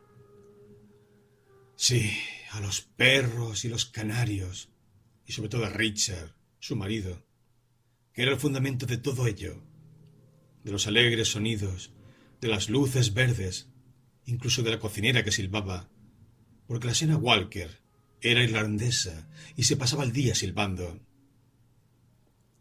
Una tenía que usar este fondo secreto de momentos exquisitos para saldar su deuda, pensó, levantando el blog, mientras Lucy permanecía en pie a su lado, tratando de explicar cómo. El señor Dalloway, señora. Clarissa leyó en el blog. Lady Bruton desea saber si el señor Dalloway almorzará con ella hoy. El señor Dalloway, señora, me pidió que le dijera que no comería en casa. ¡Caray!, dijo Clarissa. Lucy, tal y como esperaba, compartió su desilusión, aunque no el golpe. Sintió la armonía entre los dos. Se percató de la insinuación. Pensó en el modo de amar de la clase media. Pensó tranquilamente en su dorado futuro y, tomando la sombrilla de la señora Dalloway, la blandió como si fuera un arma sagrada que una diosa abandona después de haberse comportado honrosamente en el campo de batalla, y la colocó en el paragüero. No temas más, dijo la señora Dalloway. No temas más al ardor del sol, porque la desagradable sorpresa de que Lady Bruton hubiera invitado a almorzar a Richard sin ella, como la planta en el lecho del río se estremece al sentir la onda de un remo. Tal fue su temblor, tal fue el estremecimiento. Millicent Bruton, cuyos almuerzos tenían fama de ser extraordinariamente divertidos, no la había invitado. No es que unos vulgares celos la fueran a separar de Richard, pero le temía el tiempo en sí mismo. Y leía en el rostro de Lady Bruton, como si fuera un disco tallado en piedra impasible, que la vida se acababa. Como año tras año quedaba recortada su parte, qué poco podía ya dar de sí el margen que le quedaba, qué poco podía absorber. Como los años jóvenes, los colores, las sales, los tonos de la existencia, de tal manera que Clarissa llenaba la habitación en la que entraba, y a menudo sentía, justo en el momento en que estaba a punto de cruzar el umbral de la sala de estar, un momento de quietud exquisita, como el que experimenta un nadador antes de zambullirse en el mar, que se oscurece y se ilumina a sus pies, y las olas que amenazan con romper, aunque no hacen sino rasgar la superficie, se arrollan, se ocultan y se incrustan de perlas, mientras simplemente voltean las algas. Puso el blog sobre la mesa del vestíbulo. Lentamente se encaminó al piso de arriba, la mano sobre la barandilla, como si hubiese salido de una fiesta en la que un amigo primero y otro después hubieran reflejado su propia cara, hubieran sido eco de su voz, como si hubiera cerrado la puerta, hubiera salido y se hubiera quedado sola, una figura solitaria contra la noche espantosa, o mejor dicho, para ser exactos, contra la mirada penetrante de esta prosaica mañana de junio. Suave para algunos, con el brillo de los pétalos de rosa, lo sabía y lo sentía, mientras se detenía junto a la ventana del rellano que, así abierta, dejaba entrar el batir de las persianas, el ladrido de los perros.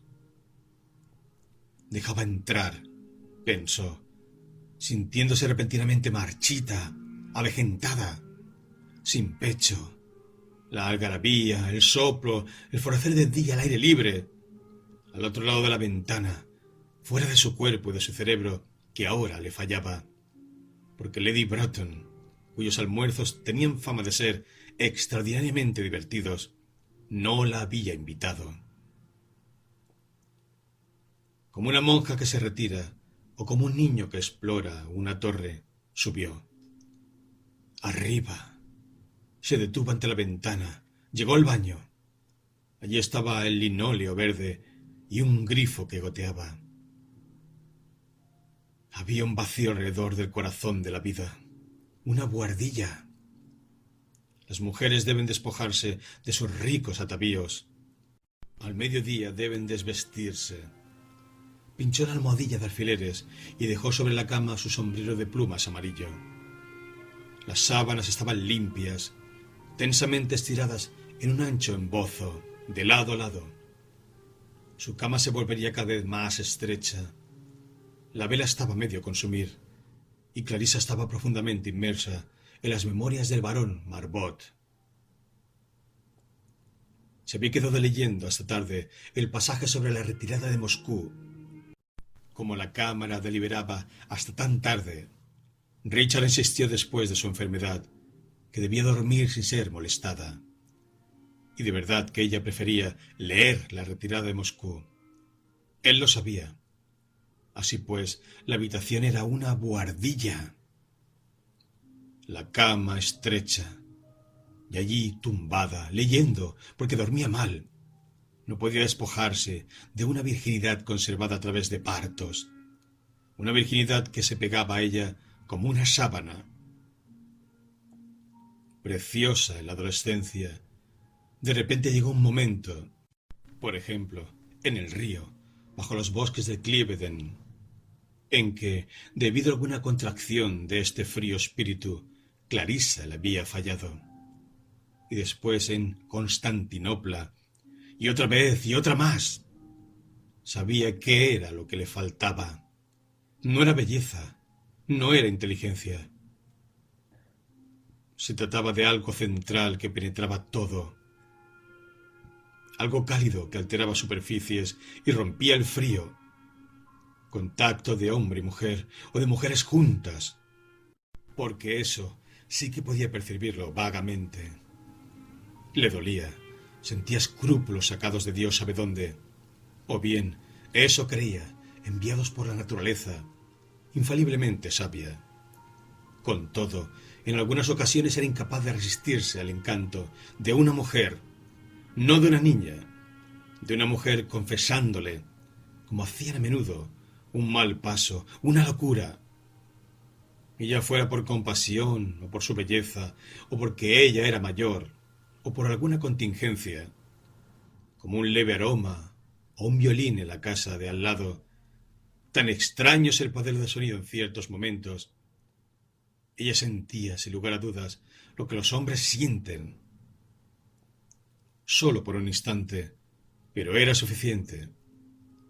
Era una súbita revelación, una especie de excitación, como un sofoco que tratabas de contener, pero conforme se extendía, no te quedaba más remedio que entregarte a su movimiento, y te precipitabas hasta el final, y allí te ponías a temblar, y sentías que el mundo se te acercaba hinchado, con un significado sorprendente, con una especie de presión que te llevaba al éxtasis, porque estallaba por la piel y brotaba y fluía con un inmenso alivio por fisuras y llagas.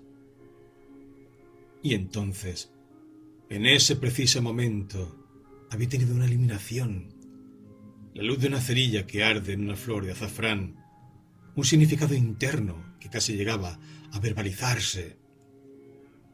Pero la presión se retiraba, lo duro se volvía blando. Se había terminado el momento. Sobre el fondo de tales momentos, también con las mujeres, contrastaba, mientras dejaba el sombrero, la cama, el barón Marbot y la vela medio consumida. Mientras yacía despierta, el parquet crujió, la casa iluminada se oscureció de repente, y al levantar la cabeza, solo oía el clic del picaporte que Richard accionaba con la mayor delicadeza posible, y subía la escalera en calcetines, y luego, la mayoría de las veces, se le caía la bolsa de agua caliente y soltaba un juramento. ¡Cómo se reía! Pero este asunto del amor, pensó, guardando la chaqueta, esto de enamorarse de las mujeres. Por ejemplo, Sally Seton, su relación en los viejos tiempos con Sally Seton. ¿Acaso no había sido amor, a fin de cuentas?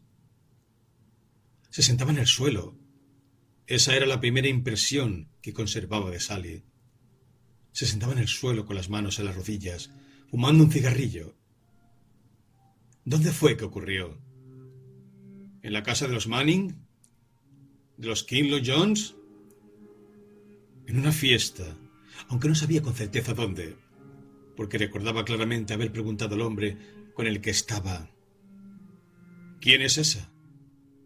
Y él se lo dijo, y le comentó que los padres de Sally no se llevaban bien. Cuánto la escandalizó que los padres de una se pelearan. Pero en toda la noche no pudo apartar la vista de Sally. Era una belleza extraordinaria, la clase de belleza que más admiraba.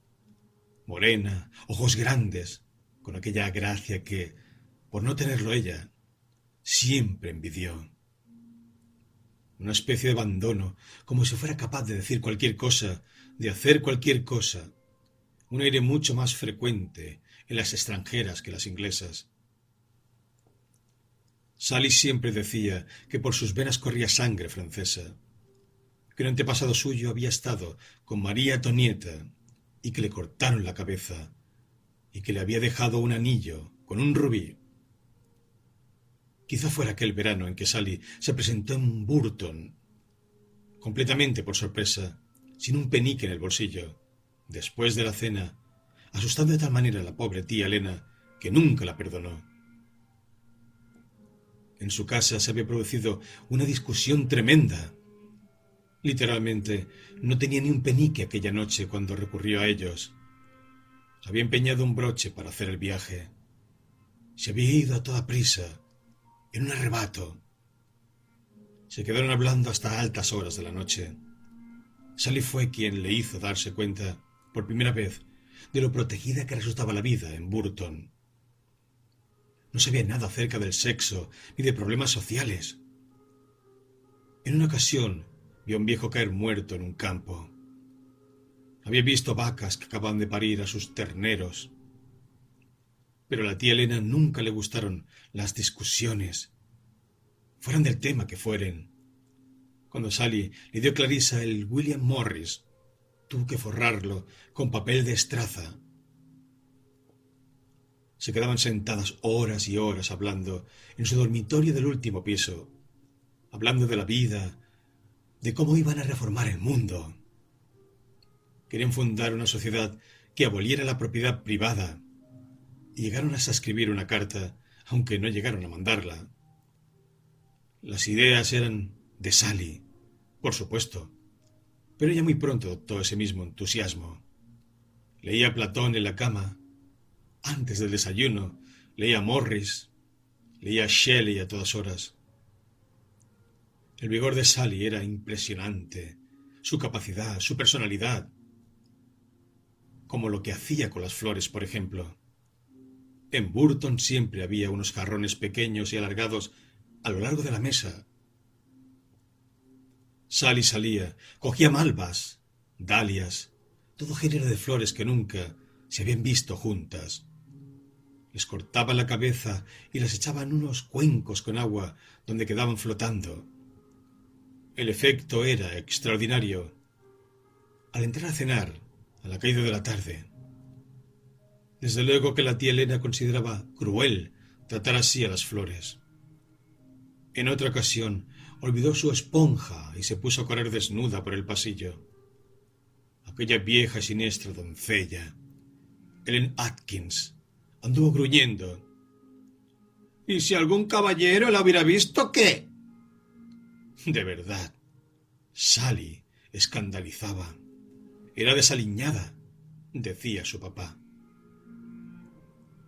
Lo extraño, ahora que lo recordaba, Era la pureza, la integridad de sus sentimientos hacia Sally. No era como los sentimientos que tienes por un hombre. Era un sentimiento completamente desinteresado y además tenía un rasgo que solo puede darse entre mujeres apenas salidas de la adolescencia.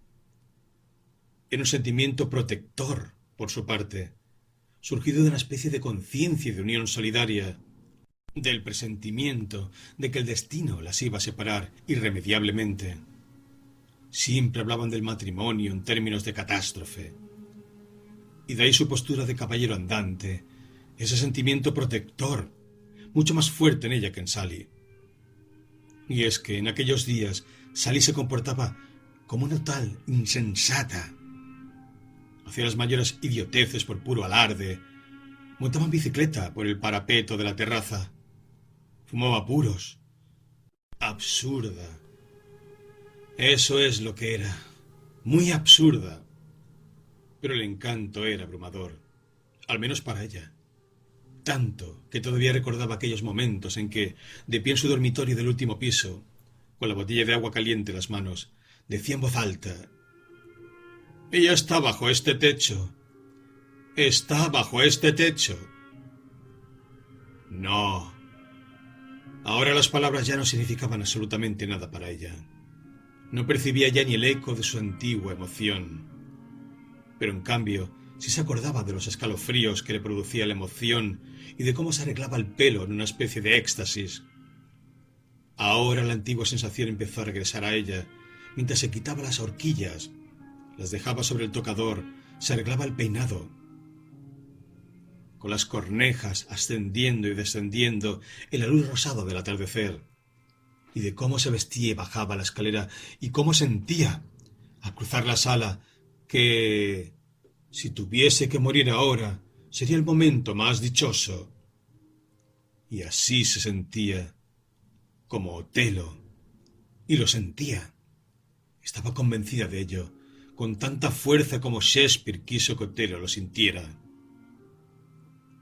Y todo porque estaba bajando a cenar, con un simple vestido blanco, para encontrarse con Sally Seton. Ella iba vestida de gasa color de rosa. ¿Era eso posible?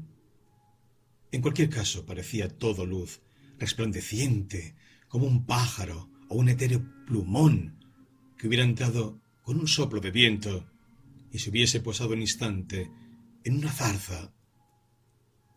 Pero no hay nada tan extraño cuando una está enamorada. ¿Y qué era aquello sino estar enamorada? Como la total indiferencia de los demás. La tía Elena simplemente desapareció después de la cena. Papá leía el periódico. Puede que Peter Walsh estuviera allí, así como la vieja señorita Cummins.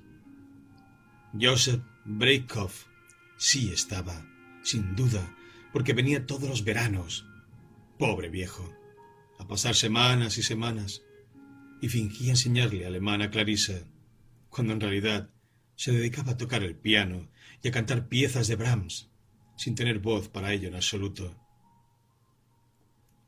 Todo esto no era más que un paisaje de fondo para Sally.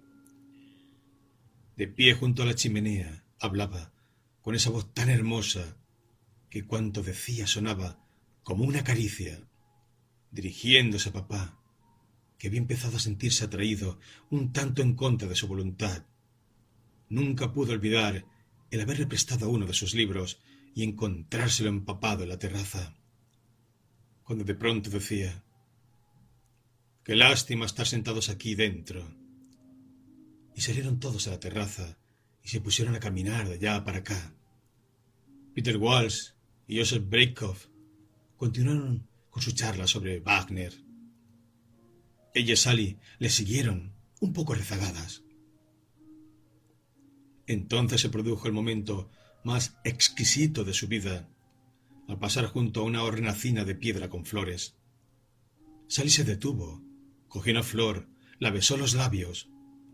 Fue como si el mundo entero se hubiese puesto boca abajo. Los demás desaparecieron.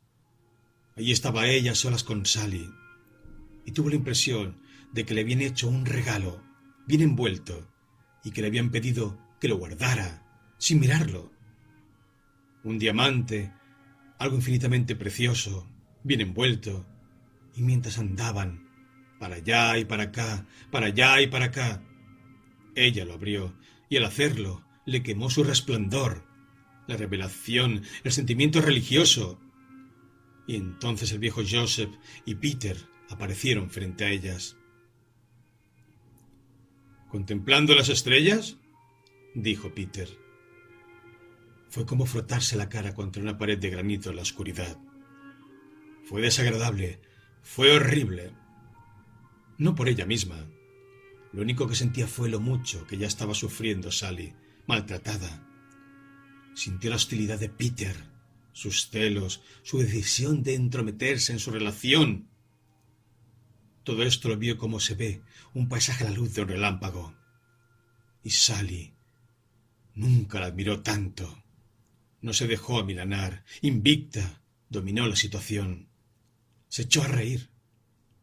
Le pidió al viejo Joseph que le dijera el nombre de las estrellas, lo que hizo con gusto y mucha seriedad. Se quedó ahí, en pie, escuchando. Oyó los nombres de las estrellas. ¡Ay, pero qué horror!, dijo Clarissa para sus adentros, como si hubiese sabido desde el principio que algo iba a interrumpirla, amargarle su instante de felicidad. Sin embargo, fue mucho lo que llegó a verle a Peter Walsh años más tarde. Siempre que pensaba en él, recordaba sus peleas, surgidas por cualquier motivo. Quizá fuese por lo mucho que Clarissa apreciaba su buena opinión. Le debía palabras. Sentimental, civilizado. Con ellas iniciaba todos los días de su vida, como si Peter montase la guardia para ella. Un libro era sentimental. Una actitud ante la vida era sentimental, sentimental. Quizá ella fuese sentimental por pensar en el pasado. ¿Qué pensaría Peter?, se preguntó, cuando regresara. ¿Que había envejecido? ¿Lo diría o acaso Clarissa vería a Peter pensar, cuando regresara, que había envejecido? Era cierto. Desde su enfermedad, Clarissa había echado muchas canas. Al dejar el broche sobre la mesa, tuvo un espasmo inesperado, como si, mientras meditaba, las garras de hielo hubieran tenido ocasión de clavarse en ella. Todavía no era vieja. Acababa de cumplir 52 años. Meses y meses de sus 52 años estaban todavía intactos. Junio, julio, agosto, todos ellos casi enteros. Y como si quisiera apurar la última gota, Clarissa, dirigiéndose al tocador, se zambulló en lo más profundo del momento. Lo dejó plasmado, allí. El momento de esta mañana de junio sobre la que recaía la precisión de todas las demás mañanas, viendo el espejo, el tocador y todos los frascos, concentrando todo su ser en un punto, mientras miraba al espejo, viendo la delicada cara rosada de la mujer que iba a dar una fiesta esa misma noche, la cara de Clarissa Dalloway, de sí misma. ¿Cuántos millones de veces había visto su cara? Y siempre con la misma imperceptible contracción. Frunció los labios al mirarse en el espejo. Era para darle sentido a su cara. Así era ella, puntiaguda, afilada, definida. Así era en esencia cuando algún esfuerzo, una invitación a ser ella misma, juntaba las diferentes piezas. Solo ella sabía cuán dispares e incompatibles. Y así se conformaban, ante los ojos del mundo, en un centro, un diamante, una mujer que se sentaba en la sala de estar y constituía un punto de encuentro, una luz sin duda en algunas vidas aburridas, acaso un refugio para los solitarios. Había dado a jóvenes que le estaban agradecidos. Había intentado ser siempre la misma, sin mostrar nunca signo alguno de todas las demás facetas. Defectos, celos, vanidades, sospechas, como esa de Lady Bruton, que no la había invitado a almorzar, cosa que, pensó ella, peinándose al fin, era de una bajeza descarada. Bueno, ¿y dónde estaba su vestido? Sus vestidos de noche colgaban en el armario. Clarisa hundió la mano en aquella suavidad. Descolgó cuidadosamente el vestido verde y lo llevó a la ventana. Lo había rasgado. Alguien había pisado el borde de la falda. En la fiesta de la embajada había notado que el vestido cedía la parte de los pliegues. A la luz artificial el verde brillaba, pero ahora, al sol, se veía descolorido. Ella misma lo arreglaría. Las criadas tenían demasiado que hacer. Se lo pondría esta noche. Cogería las sedas, las tijeras, ¿cómo se llama? El dedal, claro, y bajaría al cuarto de estar, porque también tenía que escribir y cuidar de que todo en general estuviera más o menos en orden. ¡Qué raro!, pensó, deteniéndose en el relleno de la escalera y ensamblando aquella forma de diamante, aquella persona singular. ¡Qué raro el modo en que una ama de casa conoce el momento que su hogar está viviendo, su auténtico estado de ánimo! Tenues sonidos se elevaban en espiral por el hueco de la escalera, el resbalar de una fregona, los golpes de un martillo, de una mano. Ruidoso cuando la puerta principal se abría. Una voz repitiendo un recado en la planta baja. El tintineo de la plata sobre una bandeja. Plata limpia para la fiesta. Todo era para la fiesta. Y Lucy, entrando en el cuarto de estar con la bandeja, puso los gigantescos candelabros sobre la chimenea, el cofrecillo de plata en medio, y giró el delfín de cristal hacia el reloj. Iban a venir, iban a estar ahí, iban a hablar con el tono pulido que ella sabía imitar, las damas y los caballeros. Entre todos ellos, su señora era la más bella, señora de la plata, de la lencería, de la porcelana, porque el sol, la plata, las puertas fuera de sus goznes, los hombres de Ruppelmayer, todo ello le daba la sensación, mientras dejaba el abrecarta sobre la mesa de marquetería, de algo logrado. «Mirad, mirad», decía, dirigiéndose a sus viejas amigas de la panadería, donde había tenido su primer empleo, en Caterham, mientras se contemplaba con disimulo en el espejo. Ella era Lady Angela, atendiendo a la princesa Mary, y fue entonces cuando entró la señora Dalloway. «Oh, Lucy», dijo, «qué bonita ha quedado la plata». «¿Y qué tal?», dijo, mientras volvía a poner el delfín de cristal en posición vertical. «¿Qué tal la obra de teatro anoche?». «Ah, tuvieron que irse antes del final», dijo. «Tenían que estar de vuelta a las 10», dijo. «Así que, ¿no saben cómo terminaba?», dijo. «Mala suerte, sin duda», dijo. Sus criadas podían llegar más tarde, si le pedían permiso. «Es una pena, desde luego», dijo, cogiendo el viejo almohadón raído que estaba en medio del sofá y poniéndolo en los brazos de Lucy, y, dándole un leve empujón, gritó: «¡Lléveselo! Déselo a la señora Walker de mi parte. ¡Lléveselo!».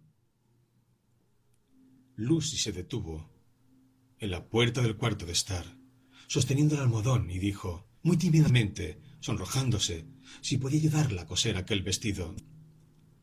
«Pero», dijo la señora Dalloway, «ya tenía bastante ella, más que suficiente con sus labores para hacerse cargo también de eso».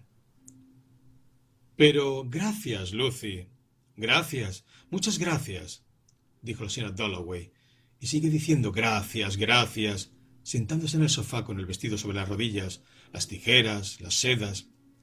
«Gracias, gracias», sigue diciendo en agradecimiento a sus criados en general, por ayudarla a ser así, a ser lo que ella quería, atenta, generosa.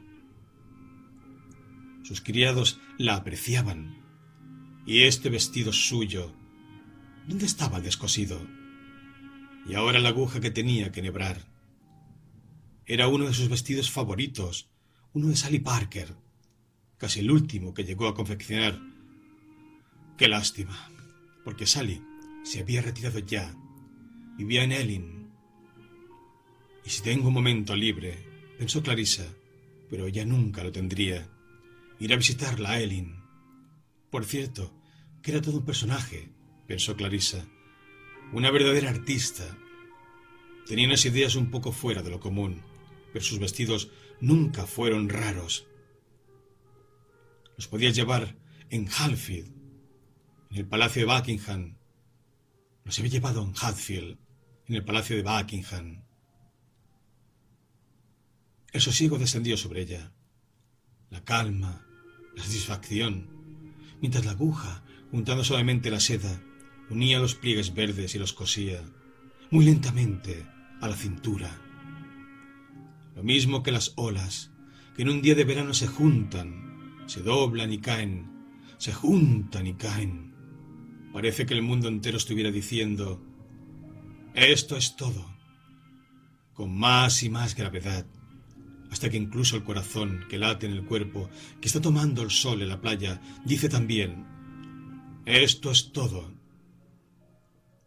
No temas más, dice el corazón, confiando su carga a algún mar que suspira colectivamente por todas las penas, un mar que se renueva, que comienza a moverse, que se detiene y cae, y solo el cuerpo presta atención a la abeja que pasa, a la ola que rompe, al perro que ladra, a lo lejos, ladra y ladra.